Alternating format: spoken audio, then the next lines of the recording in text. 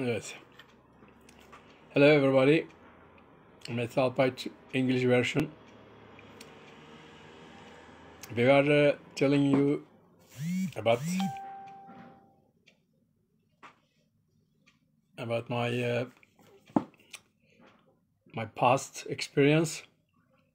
I went to Belgium, stayed there almost 5 years. Then it was time for the military service, and as you can see in my previous video, I met my future wife there, British lady, and so I went to see her parents in England, meet acquaintances. They must see in case we get off, make a proposition, see who is the new landlord. So I returned back to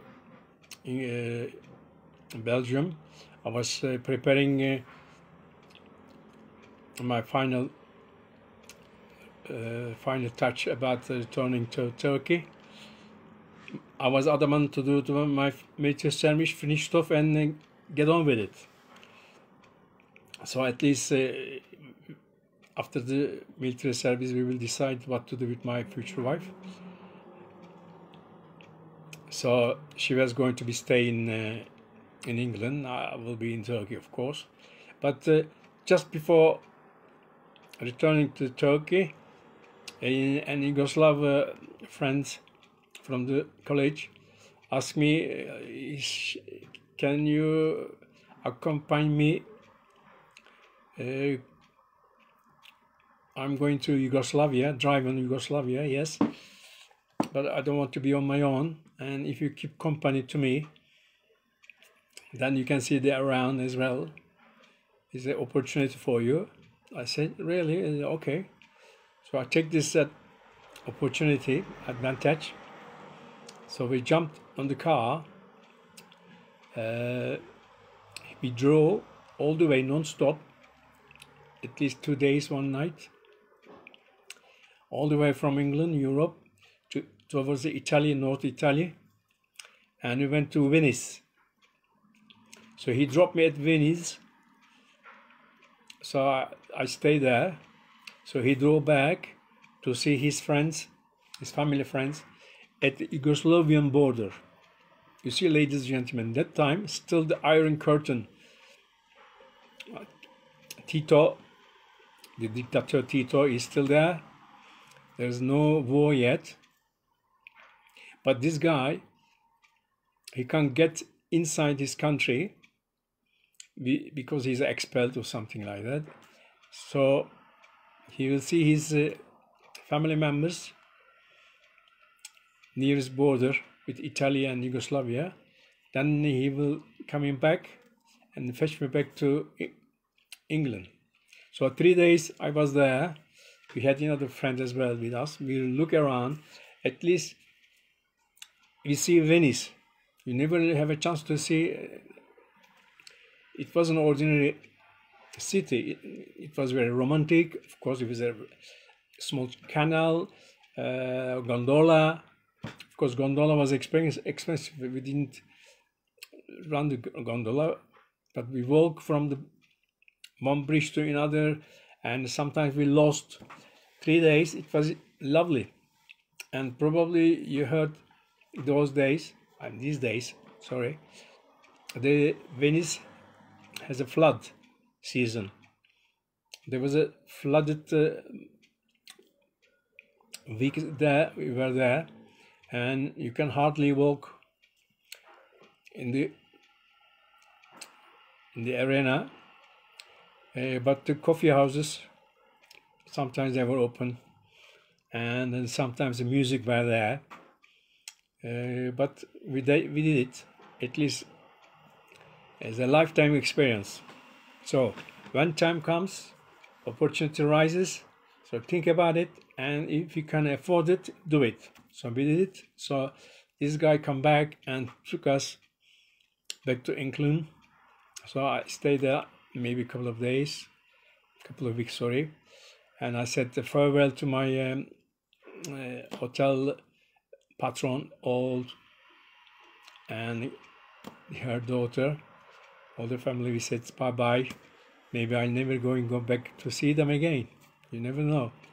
And so took the flight, come back to Istanbul. Of course, my grandparents were happy to see me, and I was so anxious, you know, I wanted to go and sort out this military service, so I applied, and because my background, they took me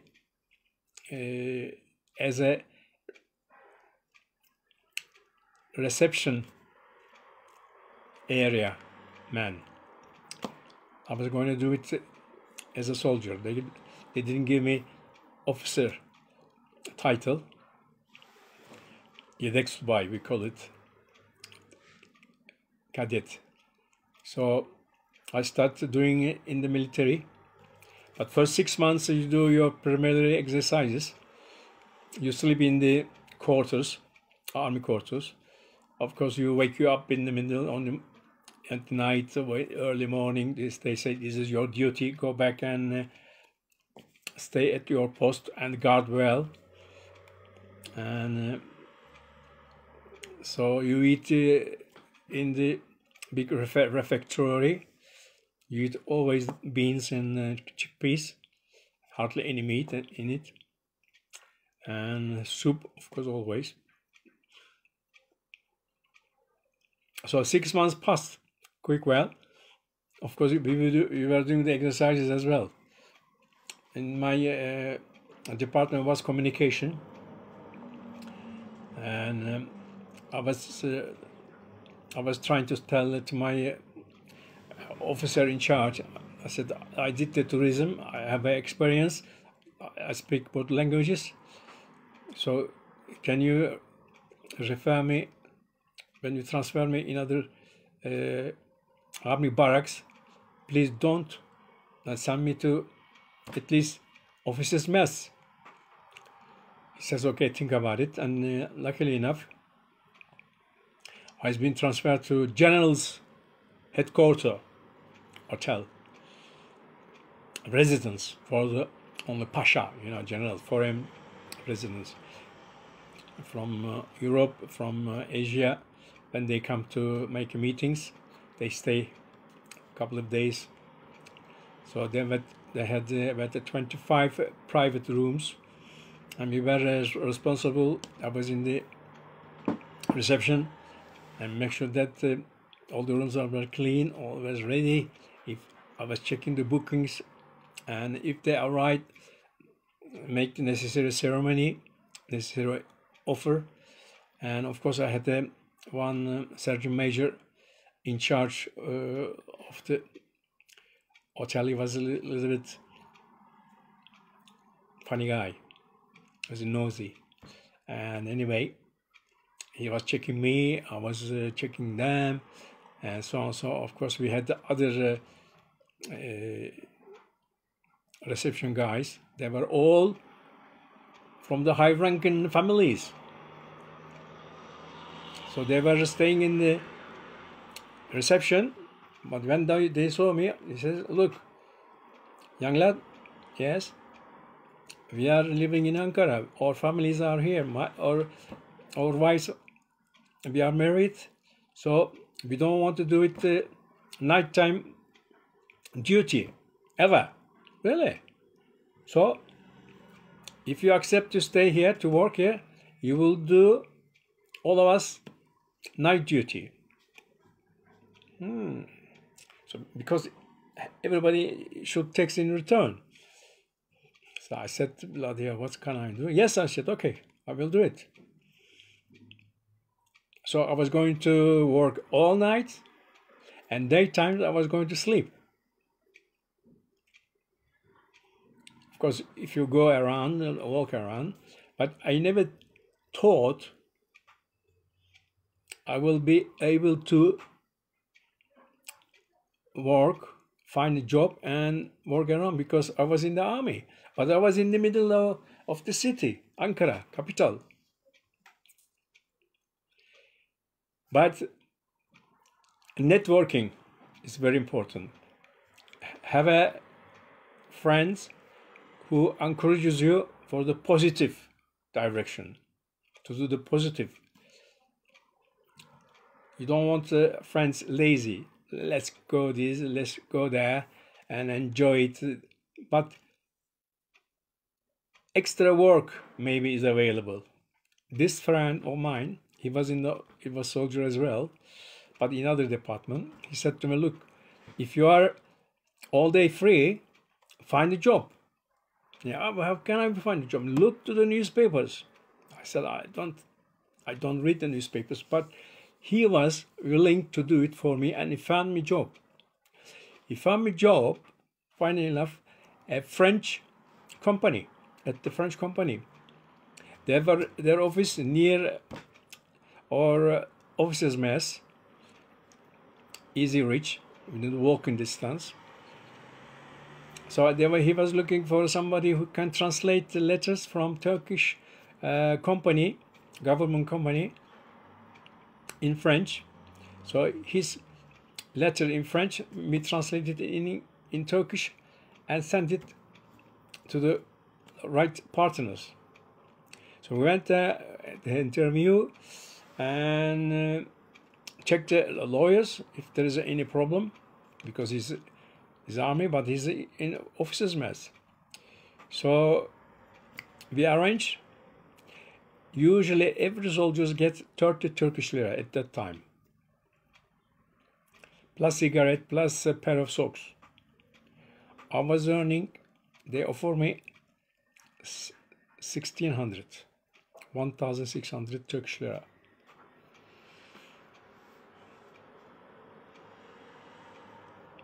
I said yes. And other people, they applied, they were asking more money. Of course, 600, 1,600. That was not enough, adequate enough for me, but it was adequate enough for me. I had no expenses. So we started. So I was doing my job at the officers' mess. Do this. Sometimes there was a wedding, also a general's made a wedding, one going, and it was a hectic period in Turkish government. Sometimes the government on crisis, we were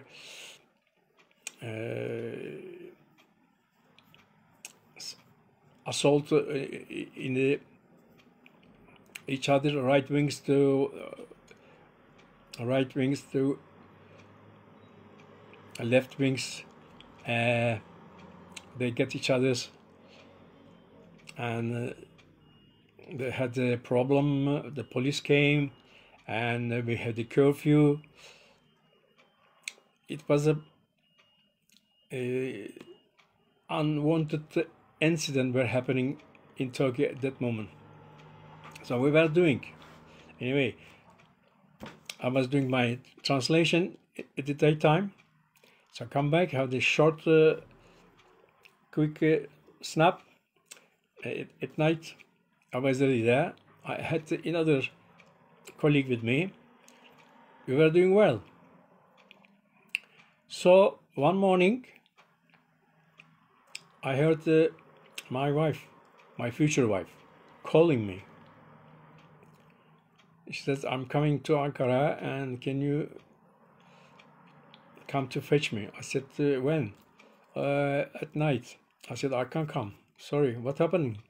She found a job, au pair job, in a British general, with his wife, and she was going to look after their children, newly born children, near to me. I was in Kızılay, where my officer's mess, and she was going to be in Çankaya. Oh, lovely. Surprise.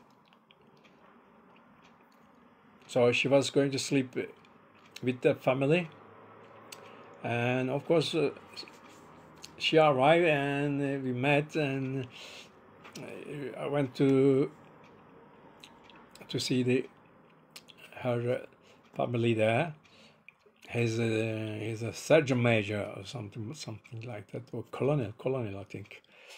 And he was Navy guy, tall guy, and they had a new daughter, about 1 year or something like that. So she was sleeping there and looking after this girl. And of course, now I had the job, I had the hotel, plus my future wife there. You know, we were going to be really busy, and only how come I'm going to manage? But you have to manage. You see, things can change like that. Life is full of surprises. So life must go on. One after another, we had a small time, and we used to go to the restaurant together. And one a la carte restaurant called Kazan, Cauldron restaurant, I was normal.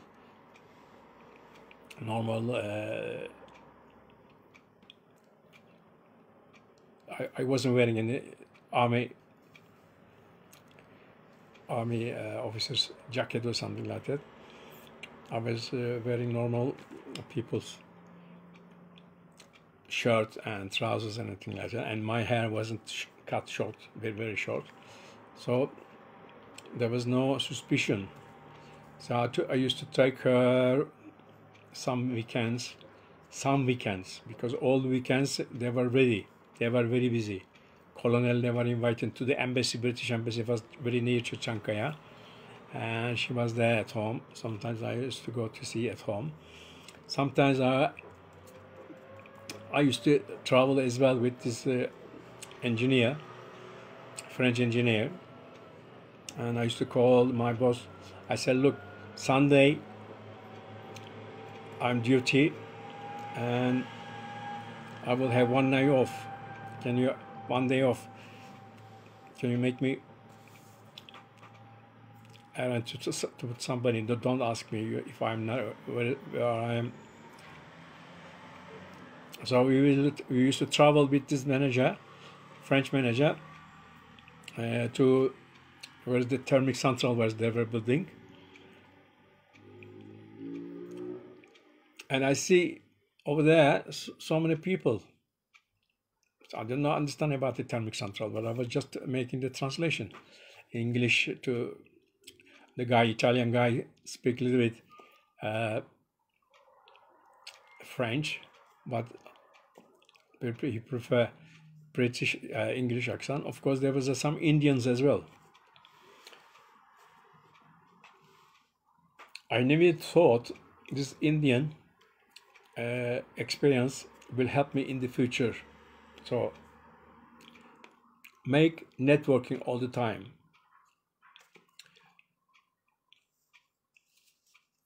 So there was so many good things happening, and in the meantime,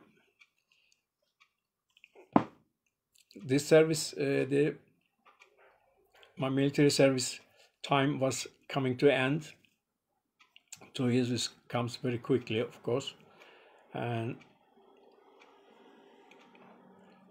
we were making a wedding arrangement. We were making with my wife, and we said, look, you better be calling your family, and so we fixed the date, and it was, of course, we were not doing in the middle of the military service. We finished the military service. It was 2 years, not 20 months. 2 years. Then I finished my military service, so we decided to get married. Check the wedding date, and we get married. Her parents came.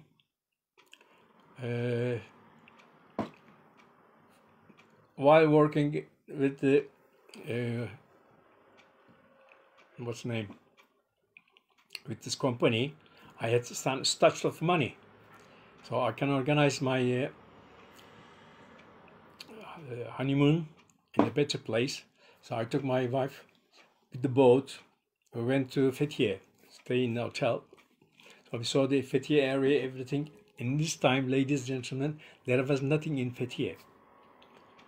Ölüdeniz, it was a really dead sea. Nobody, only little restaurant.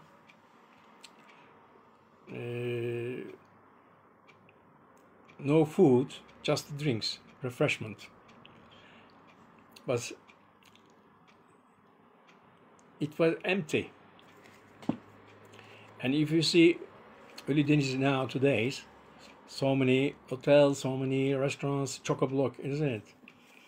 And there was hardly any. There we make a mistake with my future wife. We said, can we buy, they offer us land there. I said, oh, okay, yes, we can buy a little bit. They said, no, what we are going to do here? Sometimes you mustn't listen to your wife. So we didn't buy. So today, you pay fortune, you don't get. Of course, with the fire, you know what happened. Completely. There's nothing happened to Ölüdeniz. The other beaches are a problem. So, surprise, surprise. My wife told me she's pregnant. I said, what? I'm pregnant. Oh my God. So, first child. Says, I'm not going to have it here. Oh, really? Why? I don't want it. I want to do it at home in England. So she flew in England.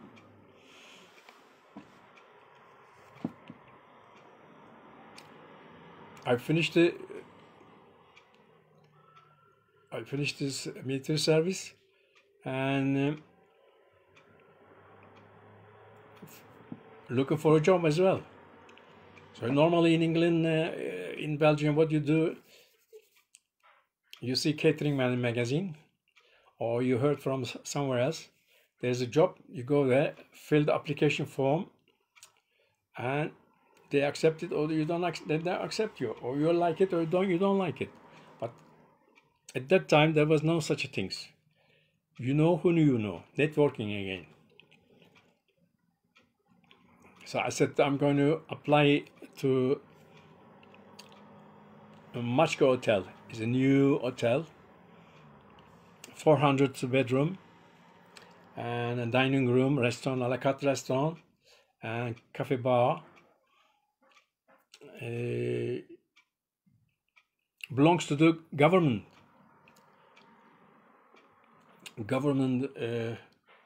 organization. So they built this in the very posh area of Machko Hotel. Machko area is very luxury anyway, and looking to the Bosphorus, so and so, and the Hilton Hotel not so far away. But not other luxury hotel, only this, built by the government. So I mentioned in Ankara, where I was helping in this a la carte restaurant, is the restaurant manager. I said, like, I'm going to apply, but I don't know how to apply. I said, don't apply here. And there is a famous chef, so and so, yes. He's going to be there anyway. He's in charge. He's already made the arrangement. He made his team, and he's going to start any moment. In the restaurant's kitchen. So banquet hall is what he's in charge. So he made his team and everything. So he gave me his name. He says, you go there. I'm going to call him. And he called him. He said, like that, there's a very good restaurant manager, trained, so talk about my past experience. Of course, we are young. Nobody knows each other. We don't know each other. But he says, okay, if he's in tandem work, we need, you know, the restaurant manager, you know, the kitchen manager, kitchen chef. So you work in tandem. So we don't want any frustration, because this business is a very hard business. Sometimes the pressure is going up, boom, and before you hurt each other, so you know their character. So who know you know, better devil you know than you don't know. Okay, as the expression. Anyway, I went to Istanbul. We stayed in the family house first, and then I went to interview with this guy. He said okay, and took me to the new appointed managers, food and beverage manager and general manager. They were both this chain, government chain, in charge guys, son. You see, everybody up very near each other. They know each other. So anyway, we made the interview. I asked me questions. So he made me restaurant manager, plus 4 other people. 4 other people. They introduced me. They were all torpil, they call it. They were pushed. They were somebody, they knew somebody. So anyway, we started, and we settled down. We hired a room, apartment, and my wife went to England to get the delivery, and I was so running one after another. The summer season was coming, and in August we were told there was a European commissioner meeting held in Istanbul. So most of the VIP customers staying in the Açık hotel. I said okay then. So I made the organization, everything. Can you imagine? There was 4 managers, none of them speak fluent English. Yes or no? I had both language, French and English. So I was really supported by the manager. And Alpay, I still remember. He's also somebody's friend. And everybody like that in the reception. Suddenly, hotel was chock-a-block, and we were running from the one after another, and we're trying to train in same time as the waiters, the barman, and communicate with the kitchen, made the menu. So these 2 manager, one food and beverage and one the general manager, were so adamant that we are going to make a very good restaurant menu. We put 1 sukiyaki to be made flambe, a pepper steak to be made flambe, and there was 3-4 flambe dishes, and plus other thing in the restaurant. So flambe dishes, who's going to make it? We had to show it how to do it. So it was full-time training. And my wife was on the way to England to deliver the baby, and I was setting up a new flat. When she comes back, she can have it. So I find a nice flat looking to the Bosphorus at Kapatash. You can just see there is in front is open.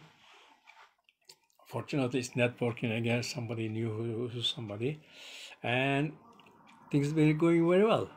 And I didn't buy any furniture, hardly any. I got the table, I got the carpet there, and because we were not going to stay in Turkey, Istanbul, for good. So both me, my wife and me, we had intention, plans. We will see the situation in Turkey, and then we decided what we're going to do. So we had the good news. She delivered the baby. She's a girl, and she's coming on the next flight, such a date.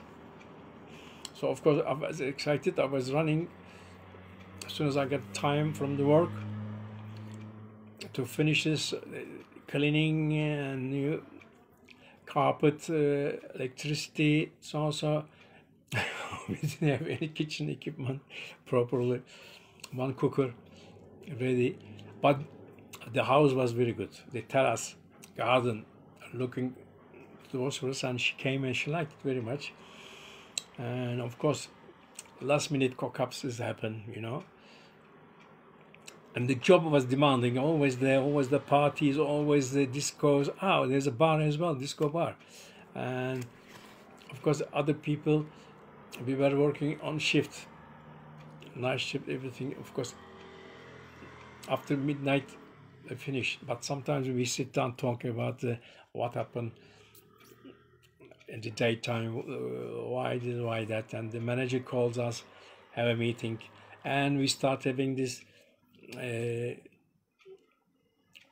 big wedding parties. August was very busy.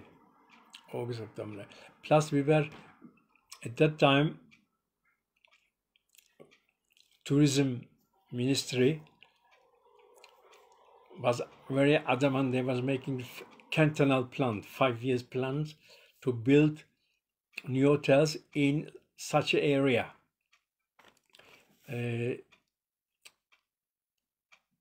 Good future area like Marmaris area, Bodrum area, and Köyceğiz, Dalaman, Antalya, Alanya, and they invited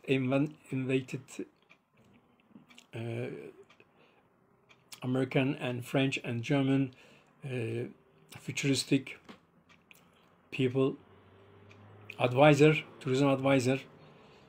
So they decided to not to go everywhere, decide to start from the Bodrum and Marmaris area. They build new hotels there, and slowly Antalya and everything. So the government was really planning good, but it was late anyway. I mean,